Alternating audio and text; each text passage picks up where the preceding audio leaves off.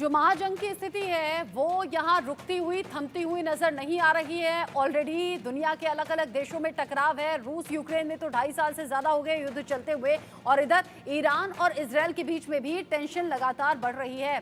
खबर ऐसी है कि ईरान का 24 घंटे में हमले का अल्टीमेटम भी सामने आ गया है। पेंटागन ने हमले को लेकर यहां अलर्ट भी जारी कर दिया है। बड़ी खबर, बड़ा अपडेट, आज इजरायल पर हमला हो सकता है।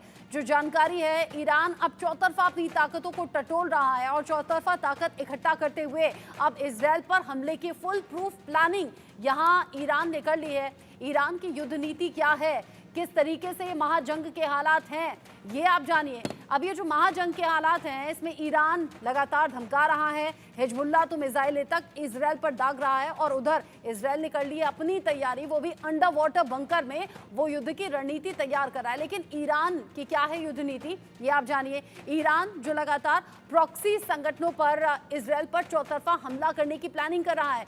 ईरान की सेना तेल अवीव और यरूशलेम इलाकों में बमबारी करेगी, जो प्लानिंग में अभी तक सामने आ रही है बात। हिजबुल्लाह, हूती, इजरायल के हालात और हाइफा पर हमला करने वाले हैं।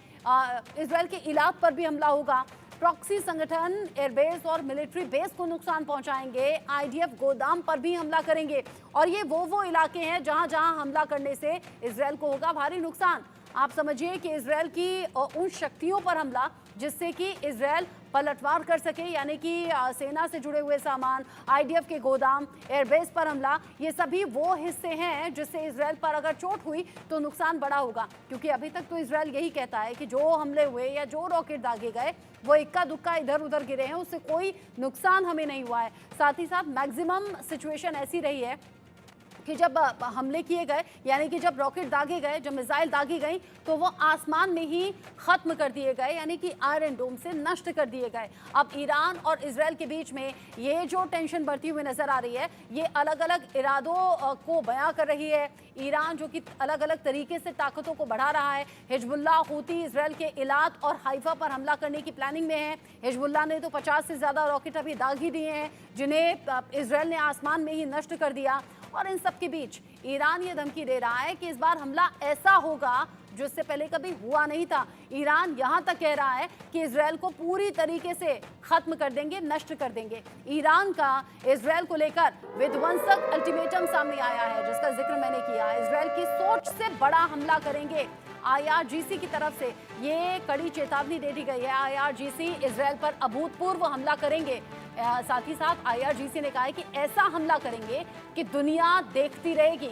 आईआरजीसी ने कहा है कि इजरायल को खत्म करने का वक्त अब आ गया है। इजरायल को खत्म करने की बात ईरान कर रहा है, लेकिन क्या ये वाकई पॉसिबल हो पाएगा? क्या इजरायल पलटवार करने के लिए तैयार है? क्या इजरायल अपनी शक्तियों को टटोल रहा है? खबर ऐसी है कि अंडर वाटर बंकर में युद्ध की रणनीति भी तैयार हो रही है, और वहीं से मिसाइल दागने की तैयारी भी इजरायल की है। और इधर ईरान अलग अलग देशों के सपोर्ट से इतरा रहा है, और इजरायल को ये कह रहा है कि इजरायल की सोच से भी बड़ा ये हमला होगा। अभूतपूर्व ये हमला हम करेंगे, ऐसा हमला करेंगे कि दुनिया देखती रहेगी। अब किस तरीके से ईरान के इस हमले की प्लानिंग पर इजरायल की अपनी तैयारी है, ये आप जानेंगे तो हैरान रह जाएंगे। नेतन्याहू यहाँ पर अंडरग्राउंड वाटर कमांड सेंटर तैयार कर रहे हैं, और उसी को लेकर ये बड़ा अपडेट आप जानिए। तेल अवीव से यरूशलेम 65 किलोमीटर की दूरी पर नेतन्याहू की कैबिनेट यरूशलेम शिफ्ट की गई है। यरूशलेम में कैबिनेट के लिए बाकायदा अंडरग्राउंड बंकर बनाया गया है, और यहीं पर तैयार हो रही है युद्ध की रणनीति भी। खुफिया बंकर को वॉर कमांड सेंटर बनाया गया है। बंकर से ही कैबिनेट युद्ध से जुड़े हुए अहम फैसले लेने वाली है। बंकर की सुरक्षा के लिए 3 लेयर डिफेंस सिस्टम भी तैयार किया गया है, यानी कि अगर यहाँ किसी भी तरीके से हमला होता है तो 1 लेयर, 2 लेयर, 3 लेयर का डिफेंस सिस्टम है, यानी कि 3 लेयर की सुरक्षा है। बंकर की सुरक्षा का जिम्मा मोसाद को दिया गया है। हाई टेक्नोलॉजी का इस्तेमाल यहाँ पर होगा। शिन बेट ने यरूशलेम में बनवाया है सीक्रेट सेंटर, और इस सीक्रेट सेंटर का इस्तेमाल अब होगा। बंकर पर परमाणु हमले का भी कोई असर नहीं होगा, जो दावा किया जा रहा है, यानी कि मजबूती का भी उतना ख्याल कि परमाणु हमला भी यहाँ कुछ बिगाड़ नहीं पाएगा। बंकर के अंदर से ही ईरान पर मिसाइल स्ट्राइक भी होगी, यानी कि यहीं से मिसाइल का जवाब भी दिया जाएगा, मिसाइल से हमला किया जाएगा। बंकर से निकलने का खुफिया रास्ता तेल अवीव तक जाता है, यानी कि यहाँ युद्ध की रणनीति बनेगी भी, युद्ध में जवाब दिया भी जाएगा, हमला किया भी जाएगा और यहीं से बंकर से निकलने का खुफिया रास्ता तैयार कर दिया गया है तेल अवीव तक। यानी इजराइल जितना कह रहा है उससे कहीं ज्यादा उसकी प्लानिंग नजर आ रही है जब अंडर वाटर इस बंकर की बात सामने आ रही है। यानी कि ऐसा नहीं है कि सिर्फ और सिर्फ ईरान की तरफ से तैयारी हो, तैयारी उधर इजराइल की तरफ से भी है और ये जो टकराव की स्थिति है ये बढ़ती चली जा रही है। लेकिन साथ ही साथ दो देशों के इसमें अलग तरीके से रिएक्शंस भी सामने आए हैं और उस पर बात भी करनी चाहिए।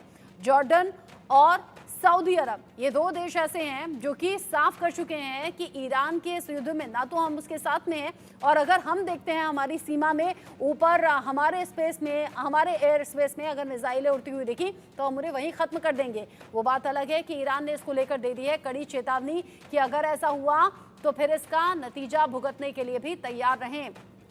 बात हम करेंगे मेजर रिटायर्ड मोहम्मद अली शाह मेरे साथ में जुड़ गए हैं डिफेंस एक्सपर्ट के तौर पर। मेजर शाह, जो हालात अभी ईरान और इजराइल के बीच में बने हुए हैं, ईरान अपनी ताकत का दम भर रहा है, इजराइल उधर अपनी तैयारियों को बता रहा है, अंडर वाटर बंकर तक बना लिया गया और वहां युद्ध की रणनीति न सिर्फ होगी बल्कि वहीं से हमला करने की प्लानिंग और फिर खुफिया रास्ते से निकलने की भी प्लानिंग है। क्या इजराइल ईरान से कुछ कदम आगे निकल गया है तैयारियों में?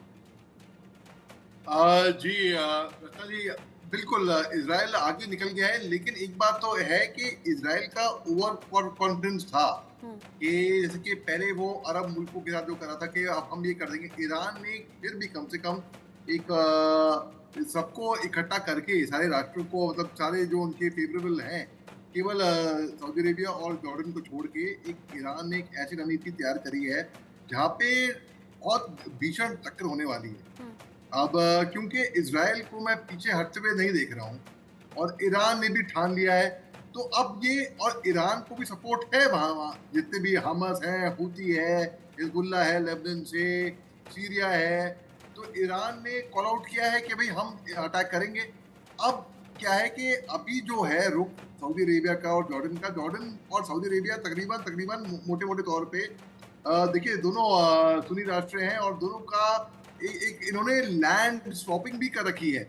और फिर 2013 के मुताबिक प्यू ग्लोबल ओपिनियन के मुताबिक एक पोल हुआ था, 88% जॉर्डेनियन ने एक्सप्रेस किया था एक फेवरेबल व्यू सऊदी अरेबिया के लिए और 11% ने एक्सप्रेस किया था अनफेवरेबल व्यू सऊदी अरेबिया के लिए। तो जाहिर सी बात है जॉर्डन वो करेगा जो सऊदी अरेबिया कहेगी। अब सऊदी अरेबिया का रुख है कि भाई अगर हमारे ऊपर से कोई मिसाइल रॉकेट गया हम सपोर्ट नहीं करेंगे, यानी कि इनडायरेक्टली वो सपोर्ट करेंगे इजराइल को, इनडायरेक्टली, डायरेक्टली या इनडायरेक्टली, ठीक है। अब जॉर्डन भी देख रहा है सऊदी अरेबिया की तरफ। अब देखिए जब एलिवेशन हुआ था मोहम्मद बिन सलमान का सऊदी अरेबिया के प्रिंस के लिए, तब रिलेशनशिप डिटेरियोरेटेड। सऊदी अरेबिया की जो अटेम्प्ट थे कि जॉर्डन को साइडलाइन कर लेंगे नेगोशिएशन में इजरायली पैलेस्टीनियन कॉन्फ्लिक्ट के मुताबिक, वो डिटेरियोरेट हुआ था थोड़ा बहुत। अब जो जॉर्डन का जो सपोर्ट था सऊदी अरेबिया के लिए 2017 से 2018 तक कतर डिप्लोमेटिक क्राइसिस की वजह से वो लिमिटेड इन्वॉल्वमेंट रही थी सऊदी लेड इंटरवेंशन की यमन के अंदर, तो उससे तो जो ग्रोइंग टाइस थी जॉर्डनियन की तुर्की के साथ, उस पर असर पड़ा था। अब 2019 में क्या हुआ, सऊदी अरेबिया ने बोला कि हम एक कॉन्ग्लिगेटेड एग्रीमेंट करेंगे जॉर्डन के साथ जो प्रोवाइड करेगा असिस्टेंट सपोर्ट और एजुकेशन सेक्टर फॉर $50 मिलियन के लिए। फिर 22 जून 2022 को अब्दुल्ला II ऑफ जॉर्डन जो है वो सऊदी अरेबिया के क्राउन प्रिंस मोहम्मद बिन सलमान को मिलते हैं और फिर बायलैटरल रिलेशन के बारे में डिस्कस होता है। तो जाहिर सी बात है, तो ये तो राष्ट्रीय मैं देख रहा हूँ कि हो सकता है कि बाद में रुख अगर सऊदी अरेबिया बदलती है तो जाहिर सी बात है जॉर्डन भी बदलेगा। अब क्योंकि फिलिस्तीन ने अंडरग्राउंड टनल्स स्कूलों के नीचे और अस्पतालों के नीचे बना रखे थे, तो उससे उनको वहां से निकालना बड़ा मुश्किल हो रहा था। तो इजराइल ने कहा कि भाई जो कोलैटरल डैमेज जो हुआ है, जो 39,000, भाई हैरानी होती है मेरे सुन के ये फिगर। तो मैक्सिमम तो खवातीन, बच्चे, बुजुर्ग, सिविलियन निर्दोष हैं, मजलूम हैं, बेबस हैं, लोग हैं, तो ये कोलैटरल डैमेज का करार दिया। अब कोलैटरल डैमेज में 2, 3, 4 तक मान सकता हूँ, हजारों की तादाद पे नहीं, ये कोलैटरल डैमेज तो कतई नहीं हो सकता। अब क्या है कि ये ऐसे क्रॉसरोड पे आ गया है, अमेरिका हाथ धो जाएगी इजराइल के साथ। अगर लोग सोच रहे हैं कि अमेरिका खड़ी मिलेगी और इजराइल के साथ, नहीं खड़ी मिलेगी। ऑलरेडी इनके बीच में तनाव शुरू हो गया है। इन्होंने खूब फूक दी। इन्होंने वही तो किया है यूक्रेन के साथ भी। यूक्रेन को खूब फूक दी। यूक्रेन लड़ उठा रूस के साथ, बर्बाद हो गया, तबाह हो गया, राख में तब्दील हो गया यूक्रेन। रूस, नुकसान तो दोनों को हुआ, रूस का भी यूक्रेन का भी, लेकिन अल्टीमेटली अमेरिका ने बूट और ग्राउंड नहीं निकाले, क्योंकि ये बोल के वो नाटो राष्ट्र नहीं है। अमेरिका वही चीज यहाँ पर भी करने वाला है बाय द वे। तो इस तरीके में मैं ऐसा देख रहा हूँ, एक ऐसा राष्ट्र हो जो अच्छी कम्युनिकेशन और चैनल ऑफ कम्युनिकेशन ओपन हो, इजराइल से भी, ईरान से भी, और जो एक पीस मेकर बन सकता है। और वो राष्ट्र कौन सा है? जाहिर सी बात है, जो सुपर पावर बनने की राह पे है वो हिंदुस्तान है। और हिंदुस्तान की खूबियां इसमें यहाँ पे बहुत आती हैं इन प्ले। लेकिन जी हाँ, आपका जो अगर सवाल पे आते हैं तो इजराइल ऑल्सो, इजराइल ने भी और भी तरह तरह के नए स्ट्रेटजीज अपनाई हैं। लेकिन ये जो कॉम्प्लिकेशंस अभी नजर आ रही हैं, ये कॉम्प्लिकेशंस अभी बढ़ेंगी। ईरान जिस दम पर आगे बढ़ रहा है, उस दम को आगे बढ़ाते हुए जॉर्डन और सऊदी अरब ने सीधे इनकार कर दिया है कि हम इस युद्ध में भाई तुम्हारे साथ नहीं है, और अगर हमारे एयर स्पेस में तुम्हारी मिसाइल दिखी भी तो हम उसे वहीं खत्म कर देंगे। धमकी ईरान ने दे दी है कि चेतावनी देते हुए कि अंजाम भुगतना होगा। इस धमकी के बाद अगर कुछ टेक में चेंज आता है, स्टैंड में चेंज आता है, तो वो देखने वाली बात अलग है। लेकिन फिलहाल जॉर्डन और सऊदी अरब ने कह दिया है साफ तौर पर, हम साथ नहीं हैं। उधर इजराइल की अपनी तैयारियां हैं। इजराइल को सीधे सीधे अमेरिका का सपोर्ट है, जिसका जिक्र अभी मेजर शाह ने भी किया। और इन सब के बीच में एक बड़ा अपडेट, ईरान के हमले का जवाब देने के लिए इजराइल है पूरी तरीके से तैयार। इजराइल ने ईरान के खिलाफ खतरनाक प्लान यहां पर बनाया है, और ये खतरनाक प्लान किस तरीके से काम कर रहा है, ईरान को खत्म करने की तैयारी में इजराइल की इजराइल की जो सेना है वो सामने खड़ी हुई नजर आ रही है। इजराइल की सेना ईरान के लिए आखिरी लड़ाई हो सकती है साबित। यहाँ पर सीधे तौर पर चेतावनी, और अप्रैल से बड़ी जवाबी कार्रवाई यहाँ पर जिस तरीके से इजराइल कर रहा है, ये कुछ ऐसी बातें हैं जो सोचने वाली हैं। बड़ा अपडेट आप जान लीजिए, ईरान की धमकी पर इजराइल में इमरजेंसी जैसे हालात हैं। रक्षा मंत्री के साथ में कई कमांडर भी शामिल हैं। ईरान के हमले रोकने के लिए ब्लूप्रिंट बाकायदा तैयार किया गया है। ईरान की धमकी पर इजराइल में इमरजेंसी घोषित। रक्षा मंत्री के साथ में ये मीटिंग खासतौर पर जारी है, और ईरान के हमले का जवाब देने के लिए इजराइल तैयार भी है। इजराइल ने ईरान के खिलाफ खतरनाक प्लान तैयार किया है। ईरान को खत्म करने की तैयारी में इजराइल की सेना है। ईरान के लिए आखिरी लड़ाई साबित हो सकती है ये लड़ाई, और बड़ी जवाबी कार्रवाई इजराइल करने की तैयारी में है। अगले 12 घंटे इजराइल पर भारी हो सकते हैं। कैसे हो सकते हैं? हालांकि उधर रक्षा मंत्री के साथ मीटिंग बुलाई गई है, और इजराइल कह रहा है ईरान के लिए ये युद्ध जो है वो आखिरी लड़ाई साबित होगा। अब कैसे साबित होगा, जब इजराइल के लिए ही अगले 12 घंटे भारी पड़ते हुए नजर आ रहे हैं, ये आप जान लीजिए। अमेरिका ने इजराइल को अलर्ट जारी किया है, क्योंकि अमेरिका जान रहा है कि ईरान कभी भी कोई भी कदम उठा सकता है। अमेरिका ने यह भी कहा है कि ईरान हिजबुल्लाह कभी भी हमला कर सकते हैं, इसीलिए इजराइल को बहुत ज्यादा सतर्क रहने की जरूरत है। 13 अप्रैल की तर्ज पर ही यह हमला संभव है। अमेरिकी विदेश मंत्री ने इसमें कमान संभाल ली है। इजराइल का सपोर्ट करने की बात जरूर सामने आ रही है, लेकिन पिछले ही दिनों जो बाइडेन और नेतन्याहू में जो बातचीत हुई, उस बातचीत के बाद जो बाइडेन नाराज भी नजर आए। जिस तरह की बातें इजराइल की तरफ से सामने आई हैं, या फिर जो गाजा में हुआ है उस पूरे हालात को लेकर। अब ऐसे में इजराइल के साथ में है सुपर पावर, लेकिन उधर ईरान के साथ भी अलग अलग देशों का साथ है। अब ऐसे में ईरान कहाँ, इजराइल कहाँ, लेकिन सुपर पावर जब जो बाइडेन एक तरफ तो साथ की बात करते हैं, डिप्लॉयमेंट भी करते हैं जहां जहां जरूरी लगता है, क्योंकि ईरान युद्ध के लिए कदम आगे बढ़ा चुका है, और दूसरी तरफ नेतन्याहू से नाराजगी भी होती है, भड़कते भी हैं उनकी बातों पर। मेजर शाह, इधर ईरान अपनी शक्तियां बढ़ा रहा है। ये बात अलग है कि कभी जॉर्डन की तरफ से, कभी सऊदी अरब की तरफ से झटके एक के बाद एक मिल रहे हैं, लेकिन इसमें कोई दो राय नहीं कि हिजबुल्लाह एक के बाद एक मिसाइलें छोड़ रहा है इजराइल पर। देखिए, इसी साल को क्या हुआ था, मार्च 30 तारीख को एक बड़ी अहम मीटिंग हुई थी, जहां पे Jordanian foreign minister Ayman Safadi और जो इजिप्शियन फॉरेन मिनिस्टर हैं समय शोकर, और फ्रेंच मिनिस्टर हैं यूरोप और फॉरेन अफेयर्स के स्टीफन, इन्होंने ये निर्णय लिया था कि ऐसा अगर कुछ होता है, हमला होता है, कहीं पे भी। तो क्या होगा, क्या स्ट्रेटजी आगे की होगी, युद्धबंदी कैसे होगी, और इसके इजराइल गाजा के कॉन्फ्लिक्ट के ऊपर काफी लंबा गंभीर हम्म। भीषण डिस्कशन हुआ था। वो अब बात वो कायरा में मीटिंग हुई थी। अब बात ऐसी है कि अगर यहाँ पे जैसे कि जॉर्डन और सऊदी अरेबिया ने अपनी तरफ से कह दिया है कि भी वो सपोर्ट नहीं करेंगे, लेकिन अपना वो रुख बदल बदल सकते हैं, क्योंकि ओआईसी जो होती है, इस्लामिक कंट्रीज की जो ऑर्गेनाइजेशन है ओआईसी, उनकी बीच में कोई यूनिटी है नहीं, कोई ऐसी कोई खास यूनिटी है नहीं। वो बार बार इसके बारे में प्रतिबंध लगाने की कोशिश की कि युद्धबंदी की कोशिश की बात करते हैं, लेकिन क्योंकि वो एक ही पेज पे नहीं आ पाते। अब देखिए इजराइल क्या है कि इजराइल अगर ईरान हमला करता है, अगर ज्योग्राफिकली देखा जाए तो ईरान हमला करेगा इजराइल के ऊपर, अगर अगर करता है तो रॉकेट मिसाइल से। Saudi Arabia block, Jordan block, geographically इनके पास फिर ऑप्शन क्या रहेगा? तो ऑप्शन थोड़ा मुश्किल भी हो जाएगा ईरान के लिए, और ईरान नेता भी बनना चाहता है, ओवर एम्बिशियस भी है थोड़ा, कि बाकी जितने भी मुस्लिम राष्ट्र हैं इनका भी हम ठेका लें, जिस तरीके से सऊदी अरेबिया को लोग मानते हैं, क्योंकि सऊदी अरेबिया का की वो तुलना वैसे कर नहीं पाएगा ईरान, ईरान वो अलग बात रही। लेकिन बात ऐसी है कि ईरान को भी और समझना होगा कि अगर ये युद्ध को और आगे बढ़ाता है, उससे इजराइल खामोश नहीं होएगा, इजराइल का भी गुस्सा और भड़केगा। तो अगर हमने कैजुअलिटी देखी है, हम और ज्यादा खून खराबा देखेंगे, और ज्यादा ज्यादा कैजुअलिटी देखेंगे।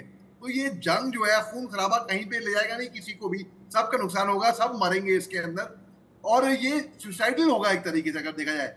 वो हालांकि उनको वो माइंड नहीं करते, वो कहेंगे ठीक है हम सुसाइड कर देंगे, लेकिन सुसाइड कोई तरीका नहीं है यहाँ पर। यहाँ पे और यूएन को हम देख ही रहे हैं, टोटल इसके अंदर कोई रोल निभा नहीं पा रहा है मजबूरन।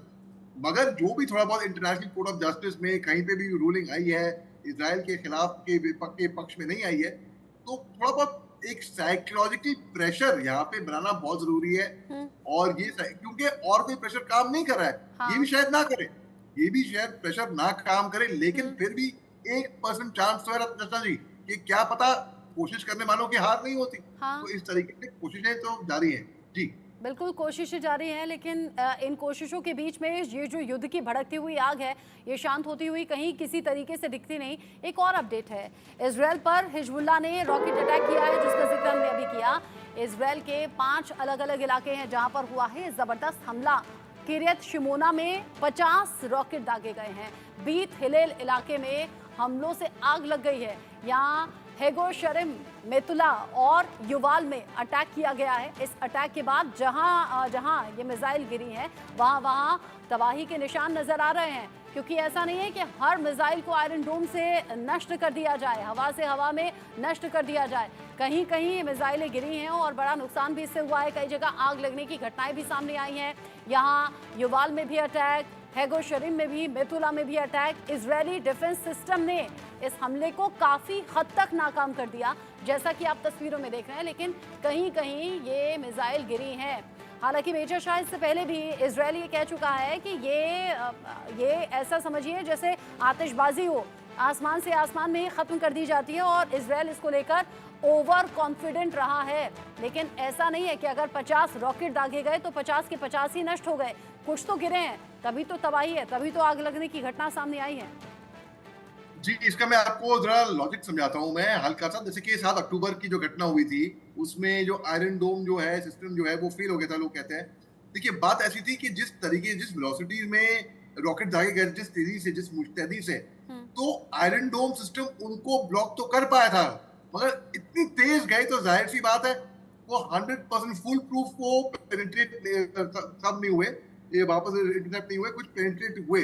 बस ठीक उसी तरीके से अगर 50 रॉकेट दागे गए थे तो सब के सब इंटरसेप्ट तो नहीं हुए थे। आग लगने की खबर है, बिल्कुल है, क्योंकि जिस वेलोसिटी में वो छोड़ते हैं, अगर हर चीज का तोड़ होता है, अगर लोग हैक कर सकते हैं पासवर्ड, अगर कोई चोर बॉर्डर सरहद को पार जा सकता है जहाँ पे चाय बहा रहा है, उस तरीके से जी हाँ 50 रॉकेट में से पूरे तो पूरे इंटरसेप्ट फुल प्रूफ 100% तो नहीं है, लेकिन जी आपकी बात कहना बिल्कुल सही है कि कुछ तो पेनिट्रेट कर गए हैं जी रचना जी।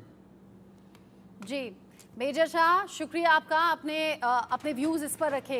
ये जो महाजंग की स्थिति छिड़ी हुई है, इसमें भला किसी का नहीं होने वाला है। हाँ, इस तरह की स्थिति से नुकसान होता है जिसमें आप कई दशक या कई 100 साल पीछे चले जाते हैं अगर युद्ध की ये स्थिति बढ़ती है तो। मेजर शाह, शुक्रिया आपका। इन सब के बीच ही हिजबुल्लाह के हमले का इजरायल ने दिया है कड़ा जवाब भी। लेबनान में हिजबुल्लाह के ठिकानों पर हमला किया गया है। हिजबुल्लाह के कमांड सेंटर तबाह कर दिए हैं इजरायल ने। हिजबुल्लाह के वेपन स्टोरेज यहाँ पूरी तरह से ध्वस्त हो गए हैं, जो कि होता है हर युद्ध की स्थिति में। यहाँ से हमला, फिर वहाँ से पलटवार, क्योंकि हिजबुल्लाह की तरफ से रॉकेट दागे गए और अब हिजबुल्लाह के हमले का दिया है इजरायल ने कड़ा जवाब, जिसमें लेबनान में हिजबुल्लाह के ठिकानों पर यह हमला हुआ और यहाँ हिजबुल्लाह के कमांड सेंटर पूरी तरह से तबाह हो गए। जो वेपन स्टोरेज हैं वो पूरी तरह से नस्तनाबूद इजरायल के इस हमले में हुए हैं।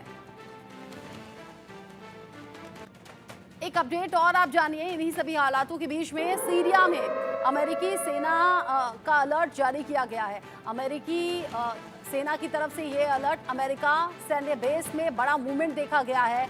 यहाँ पर अल हस्काह बेस में अपाचे हेलीकॉप्टर तैनात किए गए हैं। 15 अपाचे हेलीकॉप्टर की तैनाती यहाँ पर नजर आ रही है। हथियार और एयर डिफेंस सिस्टम यहाँ पर तैनात हैं। एयर डिफेंस मिसाइल यहाँ पहुंची हैं अमेरिकी सैन्य बेस में। ये बड़ी हलचल, जहां पर अल हस्काह बेस में अपाचे हेलीकॉप्टर पहुंचे हैं। 15 अपाचे हेलीकॉप्टर की तैनाती, जगह जगह निगरानी रखी जा रही है। एयर डिफेंस मिसाइल भी पहुंच गई हैं बाकी हथियारों के साथ, यानी कि सीरिया में अमेरिकी सेना अलर्ट मोड पर है। सीरिया उन्हीं देशों में है जिनमें ईरान के साथ देने की बात सामने आ रही है। आगे बढ़ेंगे, खबर अब पाकिस्तान से आप जान लीजिए। पाकिस्तान में एक बार फिर से इमरान खान की मुश्किलें बढ़ सकती हैं, क्योंकि अब सेना के खिलाफ फिर से आग बबूला होने लगे हैं इमरान खान और कह रहे हैं माफी मैं नहीं बल्कि सेना मुझसे माफी मांगे। रिपोर्ट देखिए। रस्सी जल गई लेकिन बल नहीं गया। पहले आर्मी ही माई बाप, अब मैं हूं सरताज। पाकिस्तानी सेना की तरफ इमरान ने फिर तरेरी आंखें। इमरान अपने बयान से क्यों बार बार पलट रहे हैं? इमरान खान कभी हाँ कभी ना के भंवर में फंस चुके हैं। कभी सेना से बात करने की चाहत दिखाते हैं तो कभी शहबाज से खुले दिल से एक मंच पर बातचीत करने की जुगत दिखाते हैं, तो कभी बिलावल भुट्टो के करीबी से साठगांठ की बात कर चर्चा का विषय बन जाते हैं। लेकिन अब इमरान ने अपने सुर बदलने शुरू कर दिए हैं। उन्होंने कहा कि सेना से बात करने का कोई तुक ही नहीं है। जेल में बंद पाकिस्तान के पूर्व पीएम इमरान खान ने पिछले साल 9 मई को गिरफ्तारी के बाद भड़के दंगों के लिए माफी मांगने से इनकार कर दिया है। इमरान ने कहा कि सेना को उनसे माफी मांगनी चाहिए। साथ ही इमरान ने सेना पर आरोप लगाया कि सेना ने उन्हें अपहरण किया है, इसलिए अब लगता है कि एक बार फिर इमरान खान की मुश्किलें बढ़ सकती हैं। पाकिस्तान सेना के खिलाफ उन्होंने फिर चौंकाने वाला बयान दिया है। सेना ने इमरान खान से उनकी गिरफ्तारी के दौरान भड़के दंगे के लिए माफी मांगने के लिए कहा था। इमरान खान ने माफी मांगने से साफ इनकार कर दिया। इमरान ने कहा कि सेना को अपने कृत्य के लिए मुझसे माफी मांगनी ही चाहिए। जेल में बंद पाकिस्तान के पूर्व प्रधानमंत्री इमरान खान को पिछले साल 9 मई को गिरफ्तार किया गया था। उनकी गिरफ्तारी के बाद दंगा भड़का था, जिसके बाद से इमरान पर कई आरोप लग चुके हैं। अब उन्होंने सेना से माफी मांगने से इनकार भी कर दिया और कहा कि सेना को उनसे माफी मांगनी चाहिए, क्योंकि हिंसा के दिन पाक रेंजर्स ने उनका अपहरण कर लिया था। इमरान को 9 मई 2023 को भ्रष्टाचार के एक मामले में पेशी के दौरान इस्लामाबाद उच्च न्यायालय परिसर से पाक रेंजर्स ने गिरफ्तार किया था। इमरान की गिरफ्तारी के बाद पाकिस्तान तहरीके इंसाफ के समर्थकों ने देशव्यापी विरोध प्रदर्शन किया और दंगे भड़क उठे थे। इससे देश भर में नागरिक और सैन्य प्रतिष्ठानों को काफी नुकसान हुआ था। हालांकि सेना के प्रवक्ता मेजर जनरल अहमद शरीफ ने इस साल 7 मई को कहा था कि पीटीआई के साथ कोई भी बातचीत हो सकती है, बशर्ते अपनी अराजकता की राजनीति के लिए माफी मांगे।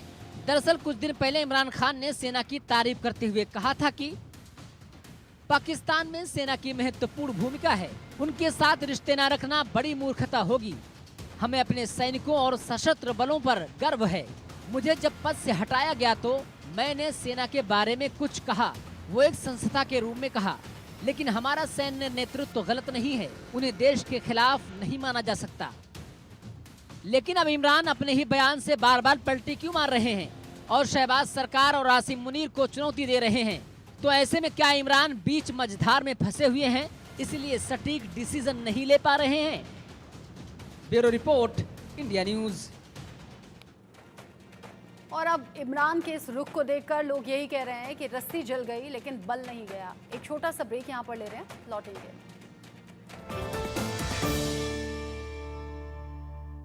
तीखी मिर्ची